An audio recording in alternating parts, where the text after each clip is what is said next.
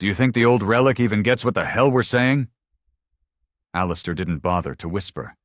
His voice, slick with bourbon and entitlement, cut across the table like a shard of glass. His lieutenant, Julian, let out a sharp, predatory chuckle. "Probably not. But who gives a damn? A $2 billion deal for a silent geisha who just nods and smiles.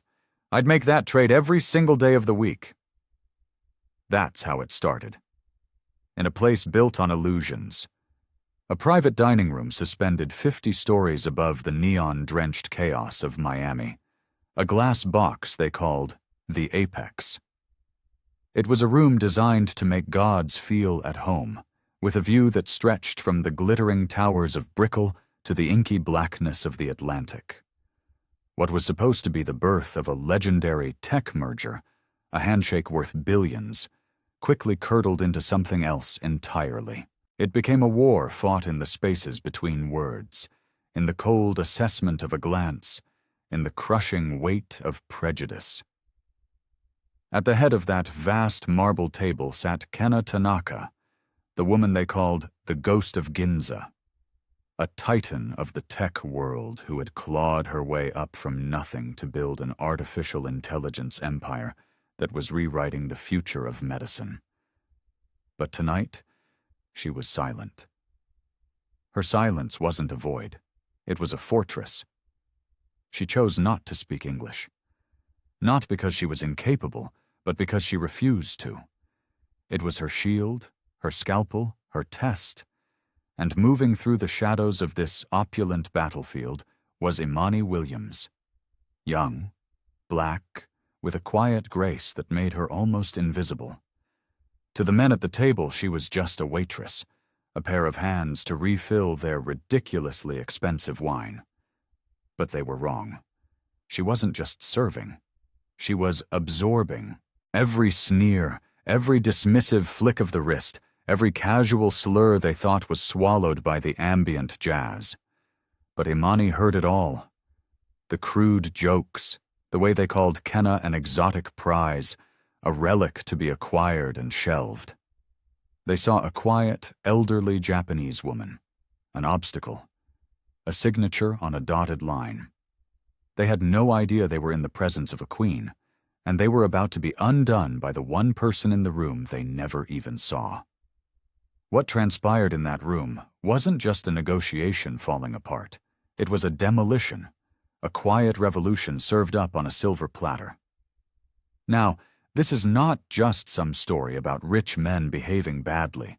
This is a story about the unseen, a story about the profound power wielded by those the world chooses to ignore.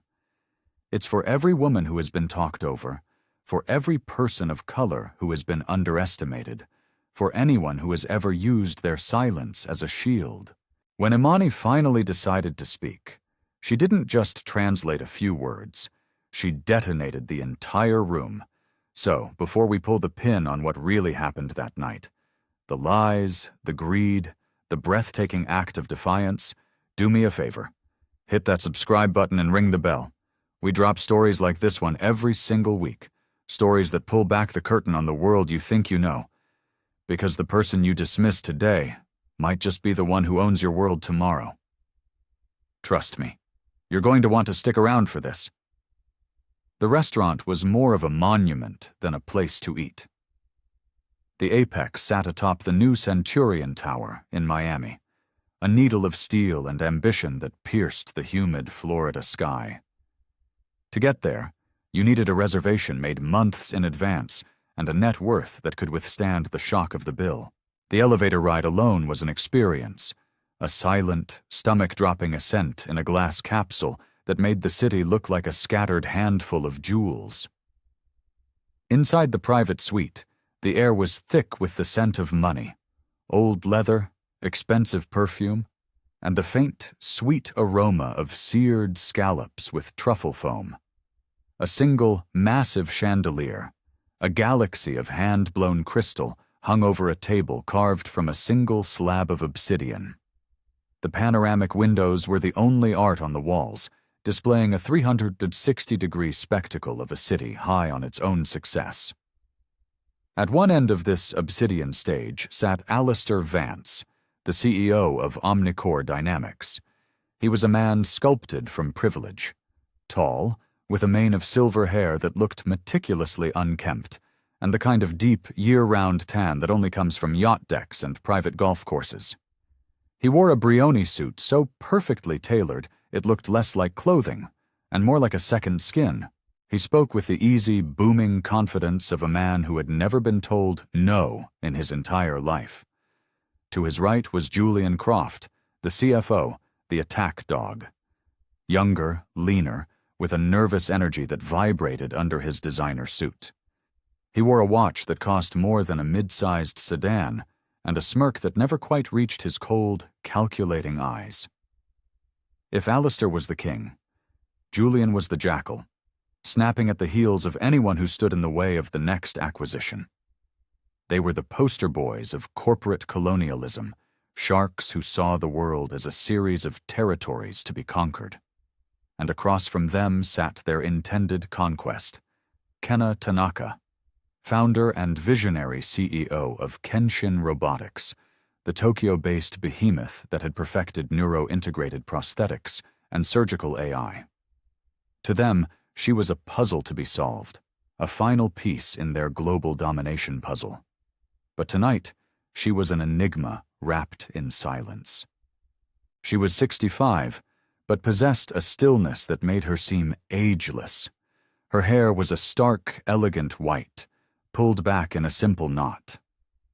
She wore a traditional kimono of deep indigo silk, a stark contrast to the sharp, modern lines of the room. She wore no jewelry, no makeup. Her power wasn't an accessory. It was her presence. She offered no words, only the occasional, almost imperceptible nod as her aide, a nondescript man in a simple gray suit, provided whispered, clipped translations. Her silence was a vacuum, and it was making Alistair and Julian visibly agitated. And then there was Imani, 26 years old, moving with a dancer's poise, her steps silent on the polished marble. Her uniform was crisp, her expression neutral. Her name wasn't on the multi-billion-dollar contract. Her voice was not meant to be part of the conversation. But her mind was. She saw the condescending pat Alistair gave the aide's shoulder.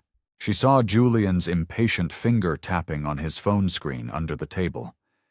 And she saw Kenna Tanaka, a pillar of stoicism, holding her ground in a fortress built to intimidate her, to make her feel foreign and small. The battle had already begun. The room glittered with opulence, but beneath the surface, a cold, ugly war was brewing. This was never a negotiation. It was an ambush.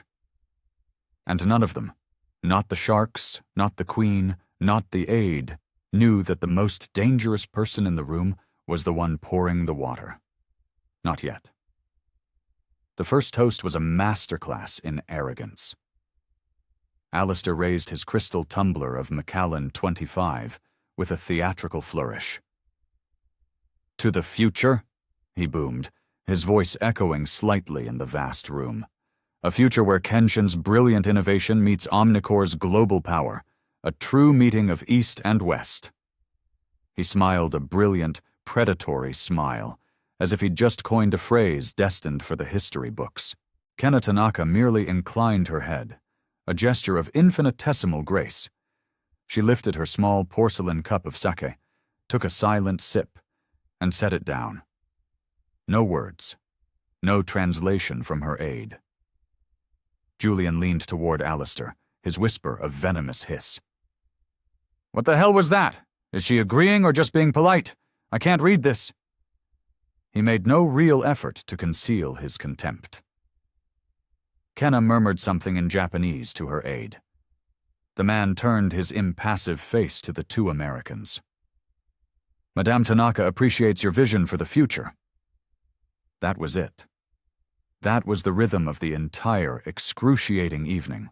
Alistair would launch into grand, sweeping monologues about market synergy, supply chain integration, and shareholder value. He painted a picture of a world where their combined companies would be unstoppable, gesturing with his hands as if he were a conductor commanding an orchestra only he could hear. After each soliloquy, Kenna would respond with a short, quiet phrase in Japanese. The aide would then translate it into a single, sterile, non-committal sentence. Julian's veneer of civility began to crack first. His legs started bouncing under the table, a frantic, jittery rhythm of impatience. He leaned in again. "Are you kidding me, Alistair? We're negotiating with a goddamn wall. This is a waste of time." Alistair's smile tightened, but he kept his voice low. "It's a tactic, Julian. A cultural thing. The whole inscrutable elder routine. Just play the game." But Julian was done playing. He snapped his fingers in Imani's direction without even gracing her with a glance. "Hey, you, more of this," he said, shaking his empty wine glass. Imani felt the snap in her bones. It wasn't a request. It was a command to an inferior. The way he said, "you," made it feel like an insult. She refilled his glass, her hands a miracle of steadiness. But her gaze lingered for a fraction of a second too long on Kenna Tanaka's face. Later, as the aide translated another one of Kenna's placid, one-sentence responses, Julian rolled his eyes so dramatically it was almost a performance. "You know," he announced to the room, "for $2 billion, you'd think we could at least get an interactive experience. We could have just sent a robot to negotiate with her." Alistair chuckled, a deep, ugly sound. Imani saw it then. A flicker. In Kenna Tanaka's eyes, still calm, still unreadable to the men, but not to her. Imani saw the wound land, the barb sink in, and the monumental effort it took to conceal the sting. They weren't negotiating with her. They were performing for each other, speaking over her, around her, as if she were a piece of furniture. They saw her language not as a part of her identity, but as a defect, a problem to be managed. To Alistair and Julian, Kenna Tanaka was a variable in an equation, a name on an acquisition form. To Imani, watching from the shadows, she looked like something else, a mirror reflecting 1,000 slights she herself had endured. She could feel the pressure in the room building, the temperature dropping. The polite facade wasn't just cracking. It was about to shatter. Imani Williams had perfected the art of being invisible. It was a skill learned not in a classroom, but in the real world, through a lifetime of subtle cuts and quiet dismissals. She learned it in gifted programs where she was the only black face, in high-end boutiques where the sales staff's eyes followed her not with offers of help, but with suspicion. She learned it in the quiet, painful silence after job interviews, where they praised her resume but never called her back. Here at the Apex, invisibility was part of the job description. The training was explicit, seamless, silent, unobtrusive. Anticipate needs without being asked. Be a ghost who pours wine. Make the titans of industry feel like the center of the universe without ever acknowledging your own existence. But Imani hadn't always lived in the margins. There was a time before this, a world of vibrant color and sound. Okinawa, Japan. Her father was an Air Force linguist, a specialist in signals intelligence. Her mother, a teacher on the military base. Imani had spent the first 12 years of her life there, breathing in the salt air, exploring ancient castle ruins, and learning to navigate the intricate tapestry of Japanese culture. She wasn't an outsider. She was a part of the local school, the neighborhood festivals. She learned Japanese not from a textbook, but on the playground, in the market, at the dinner table with her friends' families. She learned the language of respect, the subtle shifts in tone, the importance of a bow, the weight of honor, before she ever learned the American language of irony and impatience. That world had shaped her. Then came the sudden transfer back to the States, to a suburb outside Atlanta. And with it, a brutal awakening. She learned that her fluency in Japanese was treated as a curious party trick, not an intellectual asset. She learned that her stories of Okinawa were met with blank stares. She learned that the world had already decided who she was, based on the color of her skin, and it was a box far too small to contain the person she knew herself to be. Now, at 26, she was a prisoner of circumstance, juggling two soul-crushing service jobs to pay down the mountain of student debt from a degree in international relations that had so far led nowhere. She worked nights, studied on the bus, and dreamed of a life where her mind was valued more than her ability to carry a tray. But tonight, watching Kena Tanaka endure this barrage of veiled contempt, something dormant inside Imani began to stir. She didn't just see a powerful billionaire being disrespected. She saw a fellow soldier in a war that was fought every day in boardrooms, classrooms, and restaurants just like this one. A war against erasure. Kena had money, power, and influence, yet in this room, she was being reduced to a caricature by men who couldn't be bothered to see the person behind the problem. Imani knew that kind of silence. She had worn it as a defense mechanism for years, but tonight, listening to the casual cruelty, she could feel her own armor beginning to fail. The pretense of negotiation had all but evaporated. Alistair leaned back, drumming his fingers on the obsidian tabletop, the rhythm a clear signal of his waning patience. Kena Tanaka remained a portrait of composure, answering each of Alistair's increasingly pointed questions with the same quiet, measured responses, delivered through her aide. Her silence was a rock, and the waves of their arrogance were breaking against it, again and again. Finally, Julian couldn't take it anymore. He slammed his linen napkin onto the table with a sigh of theatrical frustration and leaned forward, his knuckles white. "Look, we want to buy your company," he said, his voice slow and loud, enunciating each word as if speaking to a child or a dog. "Buy, company, do you understand?" Alistair let out a short, sharp laugh, a sound devoid of humor. "Maybe we need to draw her a picture, Jules," he added, his voice dripping with a thick, syrupy condescension that made Imani's stomach clench. She was standing by the service credenza, her back to them, pretending to polish a wine glass, but every word was a physical blow. Her fingers tightened around the stem of the glass, the delicate crystal threatening to shatter in her grip. It wasn't just the mockery. It was the profound disrespect, the baked-in assumption that a different language meant a deficient intellect. Kena Tanaka blinked, a slow, deliberate motion. She offered no other reaction, no flicker of anger. But the temperature in the room plunged another 10 degrees. Julian smirked, emboldened by her lack of response. "I mean, is this for real? Are we closing a multi-billion-dollar deal or playing a game of charades?" And then, the final, fatal insult. A comment not meant for the room, but a muttered aside to Alistair, a conspiratorial whisper he never imagined anyone else would hear or understand. "Christ, man," he grumbled, shaking his head. "This is like trying to negotiate with a goddamn porcelain doll. Just sits there, looks pretty, and is probably hollow inside." Alistair chuckled again, adding his own flourish of cruelty. Silent, fragile, and probably costs a fortune to maintain. Imani turned around, her movements slow, deliberate.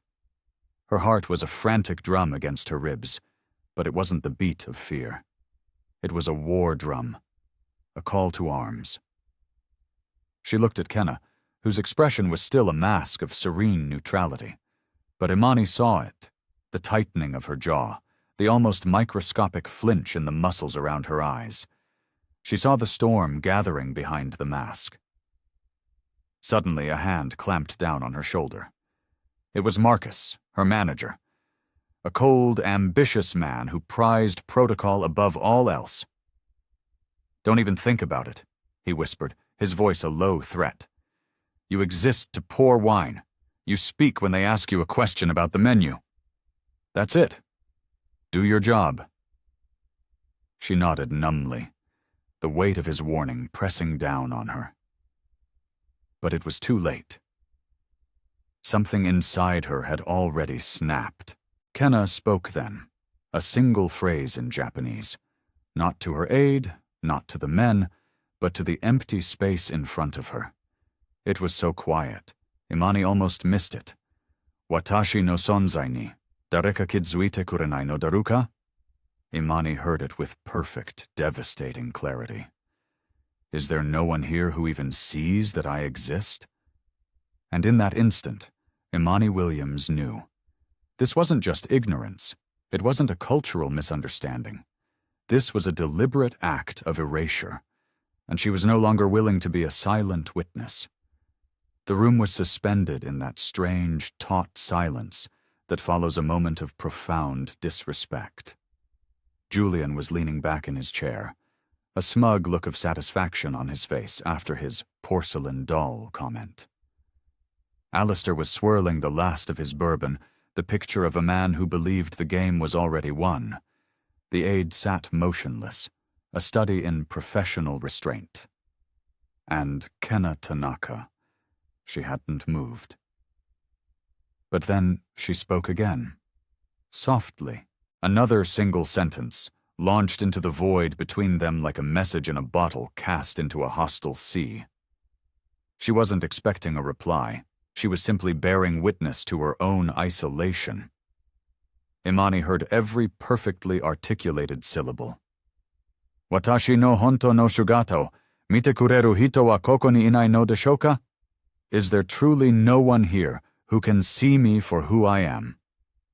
The words didn't just enter Imani's ears. They resonated deep within her soul, a painful chord of shared experience. It wasn't just the question itself, but the profound loneliness behind it. This wasn't the lament of a weak woman. It was the quiet grief of a powerful one being rendered invisible. Imani pushed herself away from the wall. For a terrifying second, her entire body trembled. She could feel the iron grip of the employee handbook, the years of training to be silent, to be accommodating. She could feel the heat of her manager's warning on her shoulder. But that one whispered sentence from Kenna Tanaka made every rule, every protocol, every fear feel utterly insignificant. She walked toward the table. The soft taps of her sensible work shoes on the marble floor sounded like gunshots in the sudden, absolute silence. Alistair looked up, his expression one of pure annoyance. Julian scowled, confused. Her manager, Marcus, watching from the doorway, froze, his face a mask of horrified disbelief. Imani didn't hesitate. She walked directly to Kenna Tanaka's side, and then she did something that defied all logic, all training. She bowed. It wasn't the quick, perfunctory nod of a service worker. It was a deep, formal 90-degree bow from the waist, a bow of profound respect. The kind of bow one offers to a master, an elder, a person whose very presence commands reverence. When she slowly straightened up, she looked Kenna Tanaka directly in the eye, and in crisp, flawless, respectful Japanese, she spoke. "Tanaka-sama, makoto ni moshiwake gozaimasen. Watashi no yona mono ga hanashikakeru beki de wa nai koto wa juju shochite orimasu. Shikashi, kono yona burei omae ni chinmoku o mamoru koto wa, sore jitai ga uragiri to narimasu. Moshi o yurushi itadakereba, watashi ga o tetsudai itashimasu." Madame Tanaka, I am profoundly sorry. I am fully aware that it is not my place to speak, but to remain silent in the face of such disrespect is its own form of betrayal. If you will permit me, I can help. Alistair's jaw literally dropped. The bourbon glass slipped from his fingers and hit the table with a heavy, dull clunk. Julian's mouth hung open, a perfect O of stupefaction. The aide's professional mask finally cracked, his eyes wide with astonishment. But Kenna Tanaka's eyes, they widened not with shock, but with something else entirely. Recognition. It was the look of a drowning person who has just seen the light of a rescue boat cut through the storm. She reached out a delicate, steady hand and rested it on Imani's arm. Her touch was light, but it grounded Imani in the moment, and she whispered back in Japanese, her voice filled with a quiet, powerful emotion. Watashi o maite kurete. Arigato. Thank you for seeing me. And with those 5 words, the entire axis of power in that 50-story glass box tilted. Imani hadn't just spoken out of turn, she had completely rewritten the rules of the game. Kena Tanaka settled back into her chair, a new kind of calm enveloping her. Her gaze, sharp and assessing, remained fixed on Imani. She gave a single, almost imperceptible nod.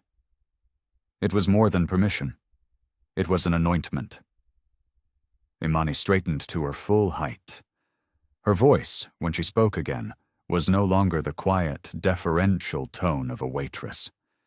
It was clear, steady, and resonant, filling the cavernous room with an authority that stunned everyone into silence.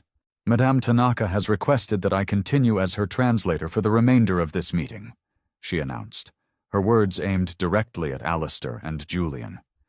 She feels it is imperative that you finally comprehend the complete and total weight of her words. Julian managed a nervous, sputtering laugh. What? Her? Sure. Whatever. Let's get this over with. Imani turned back to Kena. They exchanged a few brief sentences in Japanese, a rapid, fluid exchange that was a world away from the stilted conversation that had preceded it. It was a conversation between equals. Then, Imani faced the 2 men again, her posture radiating a confidence that was utterly transformative. She would like to begin with the revised acquisition contract you presented this evening. Alistair, recovering slightly, reached into his gleaming leather briefcase and slid the heavy, bound document across the obsidian table toward her. It's all in there, he said, his voice tight. Generous, more than fair. Imani opened the folder. She scanned the first page, then the second. Her mind, sharp and analytical from years of studying complex international treaties, moved swiftly through the dense legalese. Her heart was beating fast now, not with anxiety, but with the thrill of the hunt. She wasn't a corporate lawyer, but she knew the language of deception. She recognized the scent of a trap. She flipped to a section deep within the document. Section 9, subsection C, she said, her voice cutting through the silence. This clause grants Omnicore absolute and irrevocable discretion over all of Kenshin Robotics' existing and future intellectual property patents, effective immediately upon signing. She looked up, her eyes locking with Alistair's. This isn't a merger clause. This is a license to strip mine her life's work, the surgical AI she personally coded, the neural interface patents. You could sell them off piece by piece to the highest bidder the day after the deal closes, and she would have no legal recourse. Alistair blanched. That's just standard boilerplate language for risk mitigation. Imani didn't even blink. No, she said, her voice flat and cold. Standard language protects both parties. This language is designed to gut one of them. She flipped another 20 pages. And here, Section 14, the non-compete agreement. Her tone grew sharper, colder. This is written so broadly, it would do more than just prevent Madame Tanaka from founding another robotics company. It would legally bar her from consulting, from guest lecturing at a university, even from publishing her memoirs for a period of 15 years. She lifted her gaze from the page and looked directly at them, her eyes burning with contempt. You aren't trying to acquire her company. You are trying to acquire her, lock her in a cage, and erase her from the very industry she helped create. The silence that descended upon the room was absolute. It was thick, heavy, and damning. Alistair's jaw was clenched so tightly a muscle jumped in his cheek. Julian stared at the contract as if it were a venomous snake. Their bravado, their smug certainty, had evaporated, leaving behind the sour stench of exposed deceit. And Kanatanaka? She hadn't uttered a single word in English, but a small, almost imperceptible smile touched her lips. It was the quiet, profound satisfaction of a grandmaster watching a novice walk directly into a perfectly laid trap. Imani hadn't just read the contract. She had exposed their souls. The ambush was over. The checkmate was on the board. The air in the room was so still, Imani could hear the frantic pounding of her own heart. Alistair's tan couldn't hide the pale, sickened pallor that had crept over his face. Julian was fiddling with his pen, clicking it open and shut, the sound a tiny, pathetic punctuation mark in the crushing silence. There was nowhere for them to run, nowhere to hide. The 4 glass walls of the room had become their cage. Imani closed the leather-bound contract with a soft, final thud. Her movements were precise, deliberate. Her eyes, cold and unflinching, stayed locked on the 2 men. And then Kanatanaka spoke. This time, her voice, though still soft, had the clear, ringing quality of a temple bell. She uttered a single, sharp command in Japanese to her aide. The aide, his face now a mask of grim satisfaction, nodded once. From the inner pocket of his suit jacket, he produced a slim, silver recording device, no larger than a credit card holder. He placed it carefully on the obsidian table, its metallic gleam a stark contrast to the dark stone. He pressed a small, almost invisible button. At first there was only a faint hiss of static. Then a voice filled the room. Alistair's voice, sharp, arrogant, and utterly unmistakable. "Just get this done. Forget the performance bonuses for her senior staff. We'll absorb her top engineers with signing bonuses and gut the rest of the executive team in the first quarter. She'll be so lost in the paperwork she'll never see it coming." Julian's grating laugh followed, dripping with malice. "She's living in another century, Al. We could tell her we're making her empress of the new company and she'd probably just nod and smile. Her own translator is on our payroll, for Christ's sake. He'll feed her whatever script we write." The audio was pristine, a high-fidelity recording of their own damnation, echoing off the glass walls of their prison. Imani didn't need to translate. The meaning was brutally, unequivocally clear. But she did anyway. Her voice was level, her tone journalistic, as if she were reading a casualty report. "They assumed her silence was ignorance," Imani stated, her words dropping like stones into a deep well. "They conspired to defraud her senior staff. They bragged about having her own aide in their pocket to manipulate the terms of the deal. They planned, in meticulous detail, to dismantle her legacy while she sat at this very table, counting on the fact that she wouldn't understand." Julian shot to his feet, his chair scraping violently against the marble floor. "That's illegal! You can't record a private conversation without consent!" Imani turned her head slowly to face him, her expression one of utter disdain. "So is conspiracy to commit corporate fraud." Alistair remained frozen in his chair, the blood having completely drained from his face. He finally looked at Kanatanaka. Truly looked at her, for the very first time that night. He didn't see a porcelain doll. He didn't see a silent relic. He saw a fortress, bristling with cannons, and he was staring right down the barrel. Kanatanaka did not grant him the satisfaction of a smile. She didn't need one. The silver device on the table clicked off, the sudden silence more damning than any accusation. It wasn't an empty silence anymore.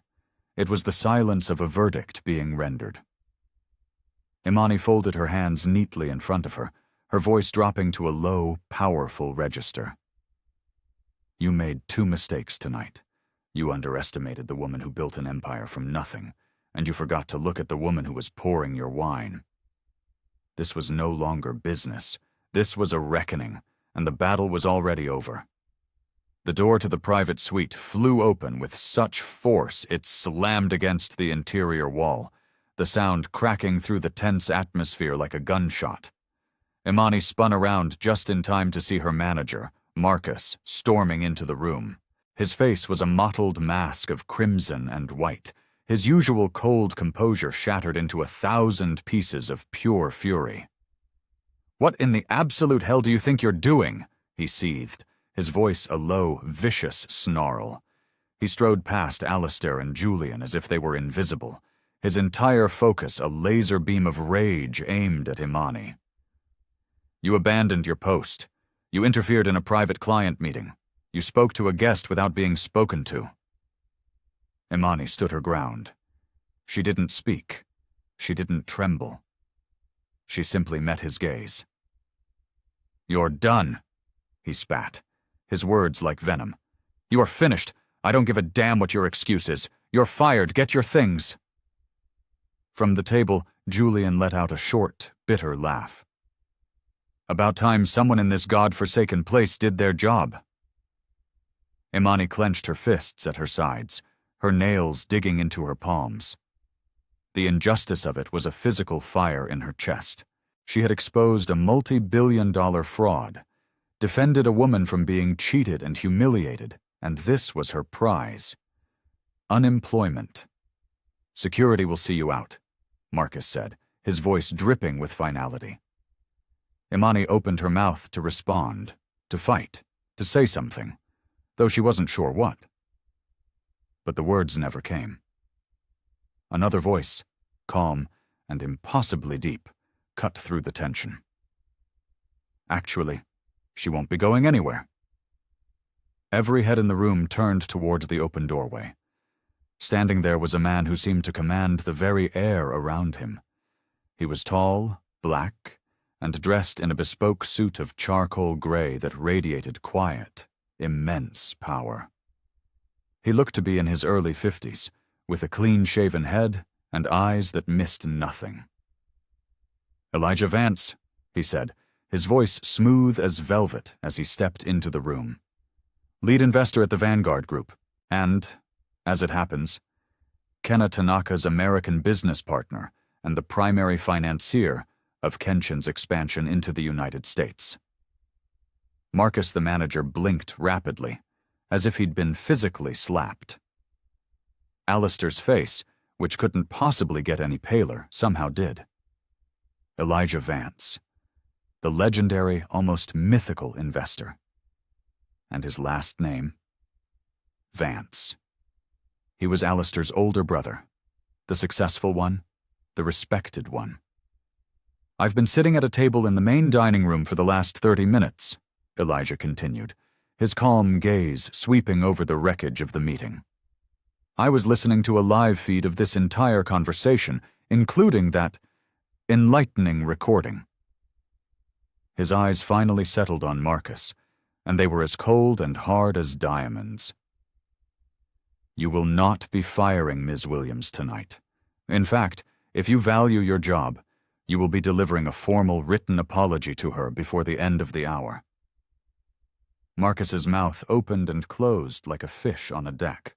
No sound emerged. Elijah then turned his attention to Imani, and for the first time in her life, in a room full of powerful people, she felt seen. Not as a waitress, not as a prop, not as an inconvenience, but as the most valuable person in the room. "Young lady," he said, his voice softening with respect, "in a room full of sharks and sycophants, you were the only person who demonstrated a single shred of honor." Imani felt a lump form in her throat. The balance of power had just shifted again, this time with the force of an earthquake, not because of money or a title, but because one person had the courage to speak the truth, and another had the power to make the world stand still and listen. The chaos had subsided, replaced by a strange, supercharged calm. Marcus had all but vaporized, retreating from the room with his tail between his legs. Alistair and Julian sat like statues in a museum of failure, their arrogance completely stripped away, leaving behind only the pathetic, naked core of their greed. And Imani Williams stood at the center of the storm's quiet eye. Her apron was still neatly tied. Her posture was the same, but the universe around her had fundamentally realigned. She was no longer a waitress who had spoken out of turn. She was the architect of this new reality. Kana Tanaka rose from her chair and crossed the room, her movements fluid and deliberate. She stopped in front of Imani, her expression, for the first time all night, open and warm. She spoke in gentle, elegant Japanese, her words not a business proposition, but a heartfelt acknowledgement. Imani listened, her head bowed slightly, a tear she didn't know she'd been holding back finally tracing a path down her cheek. She composed herself, turned to Elijah, and gave him a quiet, summary translation. Elijah stepped forward, a genuine smile transforming his stern features. "Madame Tanaka has a proposition for you, Ms. Williams," he said, his voice filled with admiration. "She would like to formally offer you the newly created position of Chief Strategy Officer for Kenshin America." He paused, letting the words land. "This isn't a liaison role or an assistant position. You would be her right hand in the Western Hemisphere. You would oversee all international partnerships, build our corporate ethics and diversity framework from the ground up, and have a permanent seat on the global executive board." Imani felt the floor tilt beneath her feet. It was impossible. It was a dream. This wasn't just a job offer. It was a coronation. "Your entire student debt will be cleared tomorrow morning," Elijah continued, his voice steady. "We will fund any graduate or doctoral program you wish to pursue at any institution on Earth. A corporate apartment overlooking Central Park will be ready for you in New York by the end of the month. And your starting compensation package will reflect the fact that you just saved this company from a $2 billion mistake and, in the process, defined its future." Imani couldn't breathe. Her entire life, a story of being overlooked and undervalued, had just been rewritten in the span of an hour. Kana Tanaka stepped forward. She didn't offer a corporate handshake. Instead, she reached out and took both of Imani's hands in her own. Her grip was firm, her skin surprisingly soft. "You saw me," she said, her English soft but clear, imbued with a deep, resonant emotion. "When no one else in this room even looked." Imani finally found her voice, a whisper filled with the weight of the moment. "It would be the honor of my life." "Good," Kenna said, a true, brilliant smile lighting up her face. "Then our work begins now. We have a better world to build." She turned, and with Imani at her side, they walked out of the room, leaving the wreckage of the old world behind them without a single backward glance. The door that had always been slammed in Imani's face wasn't just open now. She had kicked it off its hinges and was walking through the frame to build a new one. The fallout was not a whisper. It was a sonic boom that echoed from Wall Street to Tokyo.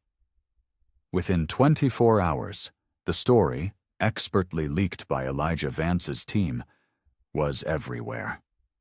There was no need for embellishment. The facts were damning enough.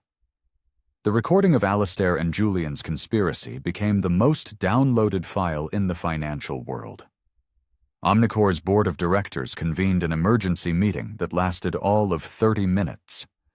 By the end of it, Alistair Vance was terminated, his resignation a transparent fiction. His golden parachute was voided by a morals clause he himself had insisted on including in his contract. Julian Croft was fired an hour later, escorted out of the building with his belongings in a cardboard box. The company's stock plummeted by 40% at the opening bell, a catastrophic loss of confidence from which it would likely never recover. The press was merciless. They didn't just report the story. They savored it. It was a modern-day fable of hubris and comeuppance.